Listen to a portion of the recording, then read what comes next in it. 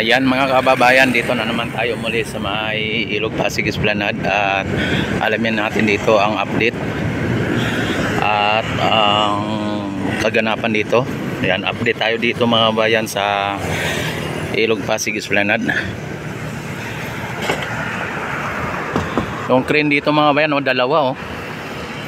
Ayan, at dito muna tayo sa may Phase 1A extension mga bayan.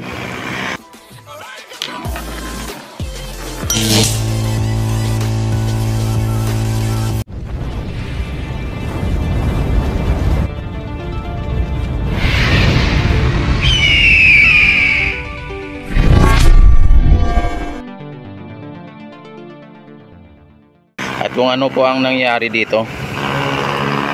Yan, sa ngayon mga kabayan ay sim as usual At yun pa rin ang binuhusan nila. At yung dito, yung bakal na nandito. Dati dito yan sa may pinaka yun lang po ang nagalaw dito. At may mga generator sila, parang makina ito. Ayan, at silipin natin ang wala namang dito mga bayan, wala namang may naggagawa dito, may nagtatrabaho. At ito hindi naman nila dinagdagan yung pader na yan dyan. Ayan, at ang ating Ilog Pasig mga bayan ay may mga water lily yan maraming water lily na naanod sa ngayon. At silipin natin dito sa kabila mga bayan, kasi ang crane na dalawa nandito. Yun yung nakikita, dalawang crane. Ayan Ayan, alamin natin dito paano po ang ganap dito sa may pagitan ng MacArthur at ng LRT bridge mga bayan. Nandito dumaan si kuya umakyat dito siya dumaan dito sila dumaan mga bayan. Mayroong dito scaffolding na nakalagay sa ngayon mga bayan ang ang sitwasyon dito ay ito na ay talagang kinarga na dito yung ay ito na parang pala mga bayan, yung crane na naglalagay ng mga ng mga pilote ito na yan, wala na doon sa kabila. At ang doon mga bayan, yung mga pilote doon na ibaon nila nung isang araw, ayan, ay wala na pong mga wala nang mga steel beam o I-beam. Tinanggal na po nila. Ayan wala na, talagang na lang nila po yan, puputulin na lang po nila yan, tapos lalagyan nila ng formas. At dito mga bayan ay mukhang dito wala nang mga dito, mukhang malinis na dito at maliban lang sa may mga pilote. Tapos dito mga bayan ay tambak ang dito, ang mga I-beam o yung mga steel beam dito sa may barge mga bayan. Itong ginagamit nila sa crane na siyang nagbabao ng mga pilote mga bayan Ayan, at kaya ang mga hakbang nila dito at bakit nandito yan. Yan, pwede silang dito mga bayan maglagay dito ng pilote o magbabound sila ng pilote dito. Pwede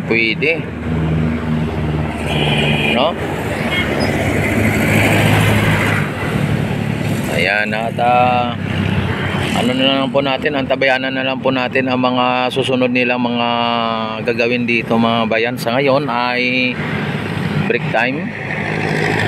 Talagang na mga bayan,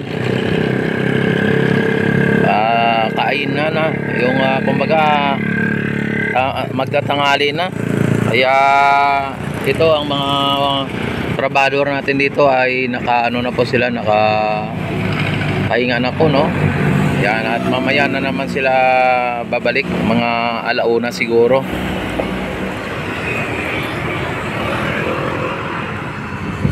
Yan, ang oras natin mga bayan ay ano no, alas 11:30 ng umaga. At ang ano doon mga bayan ay talagang malapit na matapos talaga itong dito sa may mga squatter area dito sa may Luton area mga bayan. At yung mga bahay dyan mga bayan sa may ano, yung mga bahay dyan ay unti-unti na pong dinidemolis mga bayan, ano, unti-unti na. At yung mga residente dyan ay may mga ano na po yan sila na kung kailan sila dapat totally na aalis, ano, dahil i-demolish na po sila. Ayan, at may mga relocation na rin yan mga bayan. At medyo swerte yan sila ngayon dahil mayroon silang mga relocation mga bayan, at talagang may pabahay po ang ating Pangulo para sa kanila. Kaya pag dating ng ano mga bayan ng inauguration nitong extension ng Esplanade mga bayan ay makita ninyo wala na po yung mga ano dyan, mga squatter na yan dyan.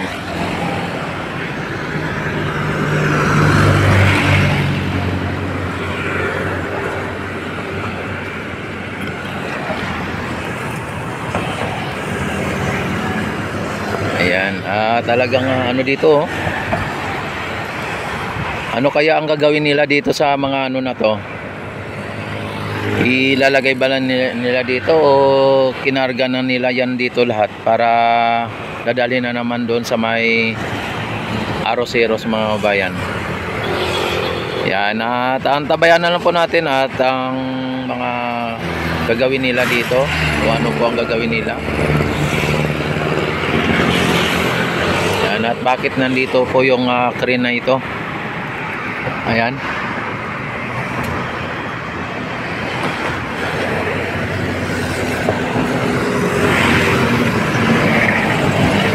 Ayan, at don't forget to like and subscribe my YouTube channel mga kabayan, and i-click na ang notification bell, i-select nyo na ang all para ma-notify agad ito yung ako'y mag-live, mag-upload ng mga videos.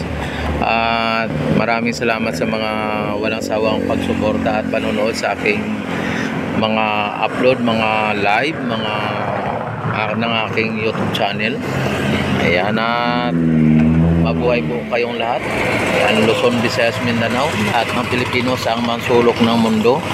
Mabuhay po kayong lahat hanggat gusto nyo. Ayan, talagang suportahan po natin ang adhikain ng ating Pangulo para sa ganun ay tuloy-tuloy ang paglago ng ating ekonomiya mga kababayan. Yung ano na yan dyan mga bayan, no? Yung area na yan ay gagawing Plaza MacArthur, ano, o ano bang term na exact term na ano dyan. Yan, sa ngayon mga bayan wala na yung ano nila dito, yung pinanihan nila yung parang tent, yung pinan nila ano dito, ando na siguro. Yan ang ano mga kabayan, no? Inakyatan nila dito sa taas. Yan, no, inakyatan nila sa taas. Yan, kasi wala na siguro silang pinturahan na mga steel beam, ano, o I-beam. Ayan, oh. Lahat nandito mga bayan, mga use na to o mga nagamit na to. Ayan.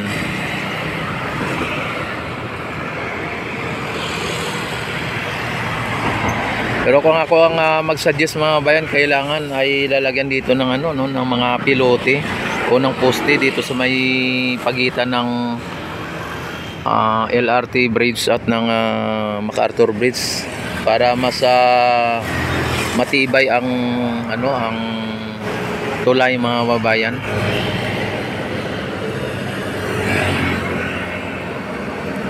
Ang iksi na ng mga pilote na inano nila, oh, na in-order nila.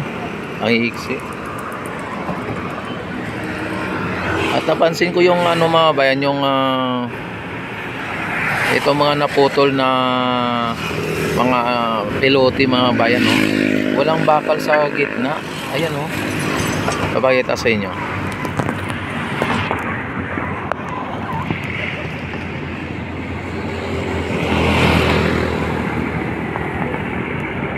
Ayan.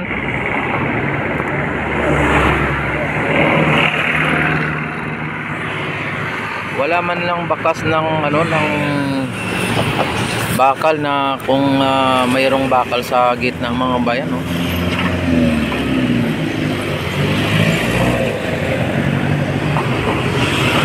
Ano kaya nangyari dito? Bakit ganun? Mukhang simyento lang, walang bakal sa gitna. Yung isa doon sa may ano mayroon, pero yung dalawa wala, oh. Yung pinaka ano mga bayan, oh. Yun, oh. Mayroon, ayan, oh, mayroon. Mayroon yung isa. Pero itong dalawa wala, oh. Walang bakas man lang ng bakal na pagkaputol ay maiwan yung ano, no, yung bakas ng bakal sa loob. Katulad nito may mga bakal sa ano, ayan, oh, ito, oh. Yan, makita mo yung bakas ng bakal mga bayan, oh.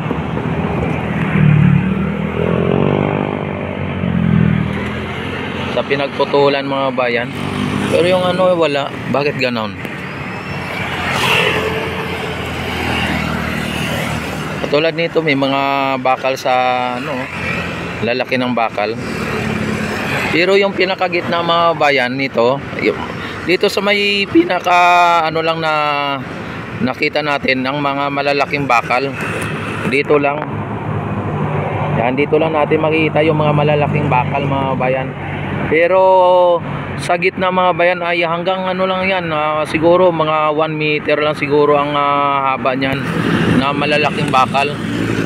Tapos yung pinakagitna mga bayan ang ano na maliliit na bakal, yung parang ano na siya, katulad nun, no? Papakita sa inyo.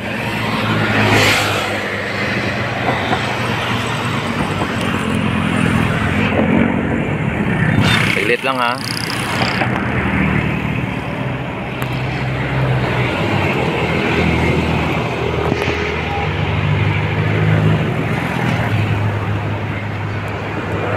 Ayan mga bayan, no, kung inyo nakikita yung mga bakal na sa ano, sa dulo,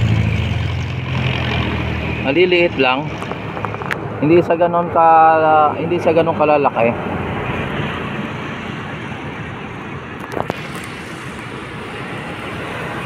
Wala tayong mano ng medyo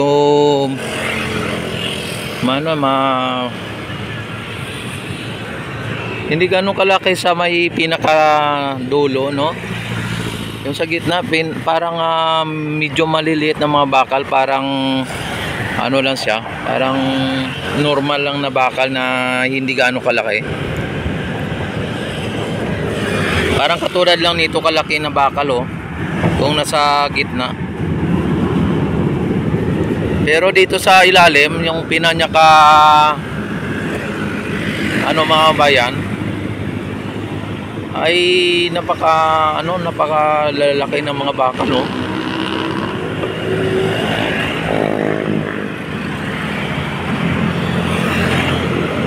Ayan, pero ang importante mga bayan ay yung mahalaga na malagyan ng poste na talagang dapat ay matibay.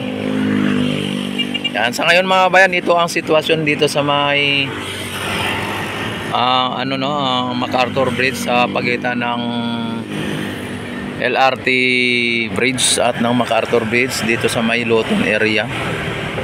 At sa ngayon ay talagang nandito po ang ating crane. Yan. And don't forget, like and subscribe my YouTube channel and click notification bell, select all, at para ma-notify agad kayo tuwing ako'y mag-live, mag-upload ng mga videos. Maraming salamat sa mga nanonood at sa mga lahat-lahat na mga nag-like and subscribe. Mega love shout out ng bonggang-bongga sa inyong lahat. Mabuhay po kayong lahat hanggat gusto nyo. Ayan. Maraming salamat. God bless po sa inyong lahat. Luzon, Visayas, Mindanao. Mabuhay ang bagong Pilipinas.